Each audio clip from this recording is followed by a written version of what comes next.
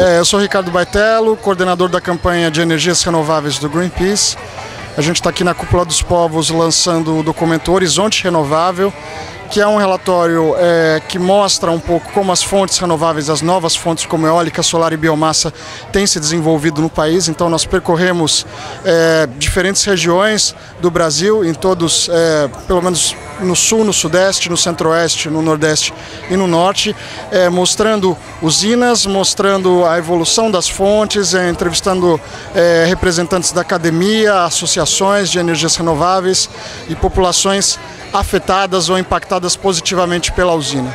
E juntamente com o Horizonte Renovável a gente também está publicando um mapa que mostra o potencial dessas fontes no Brasil, justamente para mostrar que em todos os estados do Brasil, em todas as regiões do Brasil, é possível você atender a demanda de eletricidade com energia renovável de forma satisfatória, sem ter que lançar mão de usinas poluentes como grandes hidrelétricas na Amazônia ou geração nuclear no Rio de Janeiro ou no Nordeste, como o governo brasileiro planeja.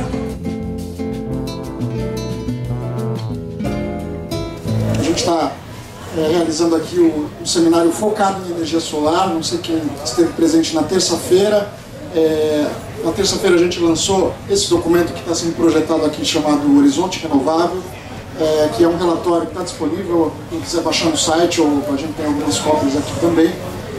É um relatório que fala sobre os potenciais das fontes renováveis no Brasil, e a gente foi nos locais averiguar esses potenciais e as aplicações de energia eólica, energia solar e energia de biomassa. Então, esse foi o foco da terça-feira.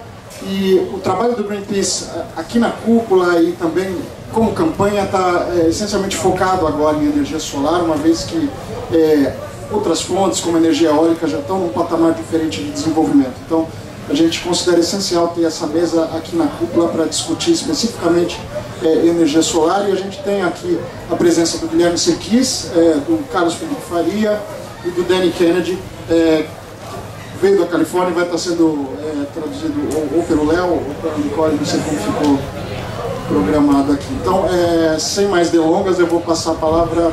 Quem vai ser primeiro? Primeiro para o café. Vamos lá. Bom, meu nome é Carlos Faria, vocês podem me chamar de Café, é meu apelido, tudo bem? E o nome desse trabalho, desse seminário que a gente está trabalhando aqui, se chama Solar para Todos. Então eu tentei focar um pouco no como transformar isso para todos, ok? Vamos lá. Então a primeira pergunta é o seguinte: solar para todos. Todos significa que a gente está universalizando o acesso à energia. E uma pergunta que eu sempre faço e que no transmite e desmistifica todos os argumentos que aparecem contra a energia solar é o seguinte: gostaria que vocês me dissessem qual outro recurso de energia é um recurso que não tem dono. Esse é o primeiro ponto. Ou seja, o sol é o único recurso energético que nós temos que não tem dono. Então aquela charge ilustra muito bem isso. Se nós queremos carvão, alguém é dono das minas, da cadeia das minas, nananã.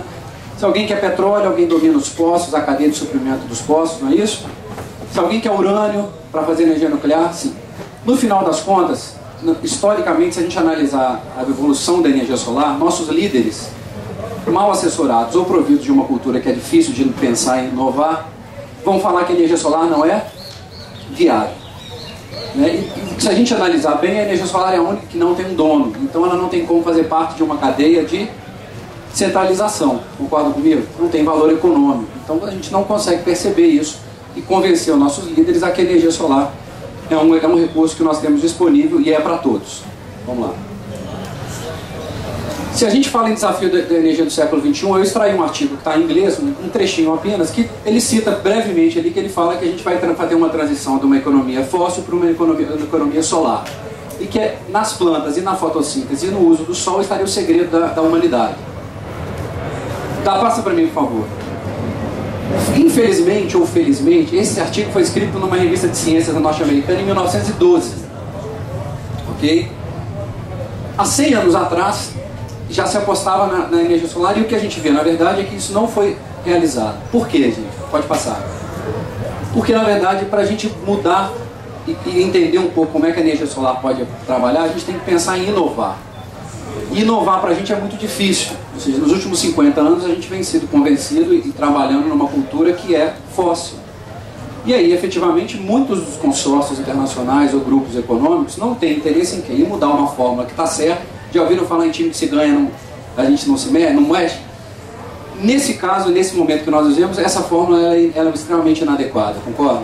Porque se a gente não abrir a nossa mente para inovar, para aceitar que é possível fazer uma transição para uma economia solar, em todos os seus recursos, não só do sol, mas da biomassa, dos ventos, a gente não vai conseguir se livrar do que em 50 anos a gente construiu baseado numa cadeia fóssil, tudo bem? Vamos lá. E mudanças, na verdade, se por um lado é pessimista falar que a gente não tende a inovar, por outro lado as mudanças felizmente acontecem.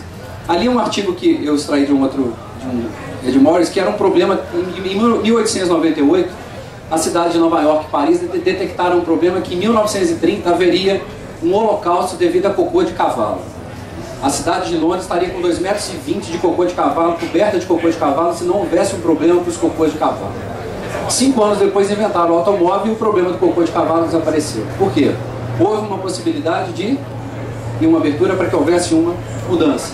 Ok? Vamos lá. Uma outra coisa que a gente pode pensar das vantagens dos recursos solares, pessoal. Nossa economia hoje é toda baseada em depósitos. Concorda comigo? Tudo que a gente trabalha hoje, os combustíveis fósseis, o carvão, o petróleo, a energia nuclear, tudo isso não é um depósito, está depositado durante milhares de anos ali, e a gente vem extraindo, efetivamente é um recurso que não é renovável.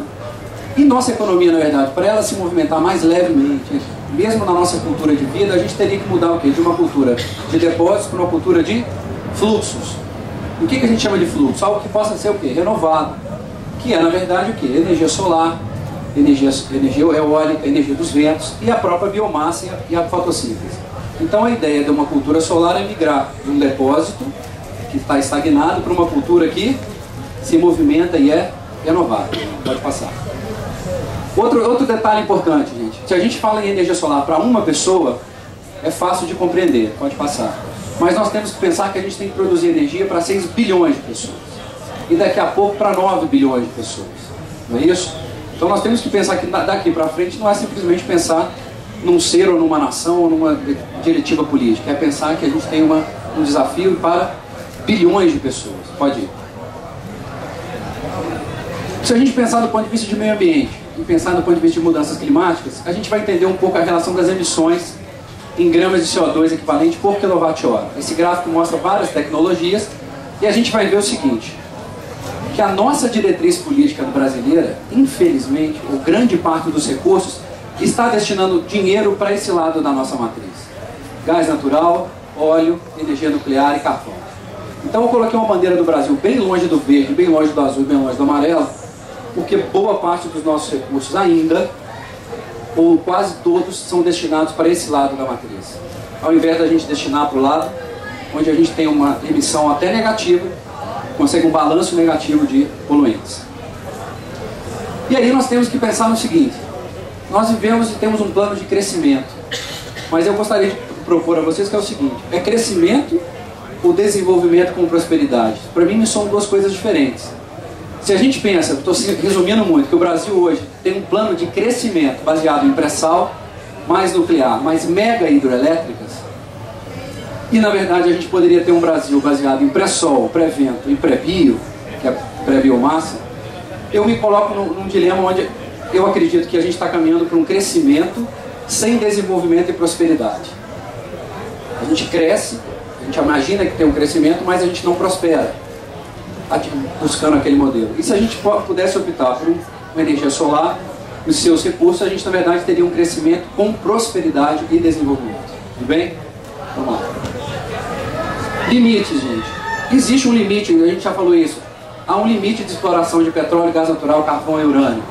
Existem datas e vários estudos que apontam o final desses recursos.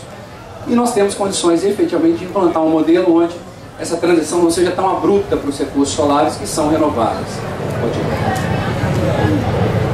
Naquela matriz ali, a gente tem o potencial real de aproveitamento das energias renováveis, tá? E a gente pode chegar a uma conclusão que é o seguinte, existem vários estudos, várias coisas, ou vários cientistas que são pagos hoje na nossa cultura de líderes que apontam que a energia solar não poderia suprir toda a nossa demanda. Efetivamente, a cada 40 minutos, o Sol emite para a gente toda a energia que o mundo consome. Ok? E com uma pequena área do território brasileiro, a gente geraria toda a energia que o Brasil precisa. Evidentemente, a gente vai buscar o quê? Um equilíbrio, não é isso? Não vamos apostar num único recurso, mas nós precisamos buscar um equilíbrio na nossa matriz e da nossa diretiva. Então, realmente é grotesco quando alguém vai falar para vocês que a gente não consegue suprir toda a nossa demanda com a energia solar. Consegue. Tá? Pode até parecer, pô, hoje não tem sol, como é que eu vou fazer? Evidentemente, existe um processo de conceber um projeto de energia solar. A gente armazena energia para usar nos dias que não tem sol. Tudo bem? Vamos lá.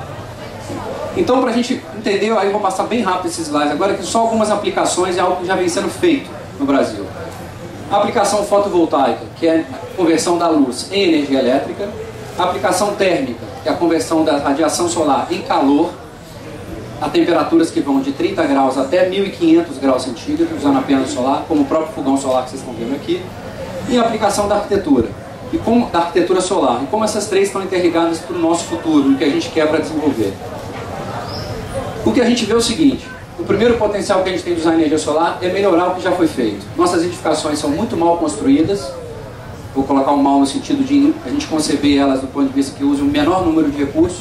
Como a gente pode ver ali, temos a mesma edificação. Antes, ela consumia 150 kWh por metro quadrado por ano. Depois de um retrofit baseado somente na energia solar, elétrica, calor, iluminação natural, ventilação natural, essa edificação passa a consumir 15 kWh por metro quadrado. Pode passar. No Brasil, felizmente, essa é uma diretiva interessante. Nós temos, acredito eu, o maior programa social de aquecimento solar do mundo.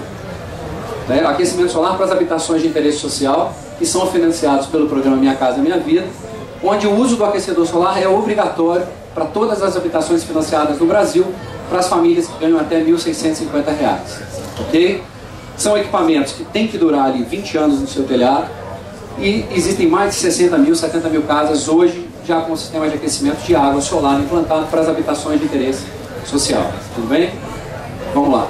Aqui no Rio, por exemplo, tem uma obra que vocês podem visitar, que fica no Complexo da Mangueira, que, se não me engano, foi uma das primeiras em edificações populares de predinhos, onde cada família tem ali o seu tanque de 200 litros de água quente, a sua placa que aquece a água, e ela pode ali eliminar entre 30% e 50% do consumo de energia elétrica dela, que é destinado para tomar banho. Tudo bem? Pode ir. Evidentemente, gerar água quente com energia solar não tem muitos limites, gente. A gente pode gerar 200 litros de água ou pode gerar 200 mil litros de água por dia. Depende muito do número de coletores. Então existem vários prédios, por exemplo. Eu venho de Belo Horizonte, que é uma cidade que tem uma cultura solar mais evoluída do ponto de vista de aplicação e edificações, onde as edificações em geral usam hospitais, prédios, que geram 200, 380 mil litros de água por dia, usando somente os coletores solares. Pode ir. Então, grandes placas, estão vendo? Hospitais, por exemplo, que geram toda a água quente que é necessária. E isso é uma tecnologia que já é dominada e desenvolvida. Então, vamos tentar entender qual é a lógica da energia solar e por que ela é mais simples. Né? Vocês imaginam que hoje, para a gente tomar banho, por exemplo, existe toda uma infraestrutura, uma cadeia de suprimentos para levar a energia elétrica para a nossa casa, não tem? Eu preciso construir uma usina, vou gerar energia, não vou? Hoje, cada vez em locais menos adequados, não é isso? A gente está falando de uma Belo Monte. Ou seja, a gente vai ter que construir uma usina na Amazônia para manter o nosso modelo centralizador e megalomaníaco. Depois a gente precisa construir linhas de transmissão no país inteiro para levar essa energia no centro de consumo, não é? Depois essa energia chega na cidade, a gente tem que distribuir isso na nossa cidade.